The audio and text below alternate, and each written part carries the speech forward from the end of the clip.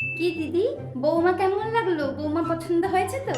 তোমার বৌমা তো অনেক সুন্দরী। হ্যাঁ, বৌমা সুন্দরী হবে না? বৌমা সুন্দরী হওয়ার কারণ আছে, কারণ আমি পছন্দ করে এনেছি।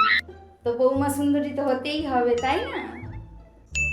দিদি, আপনারা লজ্জা করবেন না, সব পেট ভরে খাবেন, ঠিক আছে? মন দিয়ে খান। হ্যাঁ হ্যাঁ, তোমার বৌমার হাতের রান্না এত সুন্দর, আমরা মন দিয়েই খাচ্ছি। আসলে কি বলুন তো দিদি, আসলে সব রান্না হয়তো আমার বৌমা করেছে, আমি হয়তো কিছুই করিনি, কিন্তু আমি পাশে দাঁড়িয়েছিলাম, আমি তো বলে বলে দিয়েছি, এই জন্য তো রান্নাগুলো এত ভালো হয়েছে। না, আপনারা খান। এখানে কি কথাবার্তা হচ্ছে? আসলে সবাইকে বলছিলাম তোমার বৌমা কতটা গুণবতী, ওই আর কি। আসলে কি বলুন তো দিদি, আমার ছেলে যে হীরের টুকরো ছেলে, তার জন্য তো এরকম গুণপতি মেয়েই দরকার ছিল।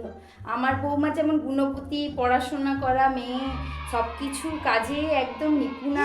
আমার চোখটা একবার আপনি ভাবুন, কেমন আমি একটা বৌমা পছন্দ করে এনেছি আমার ছেলের জন্য।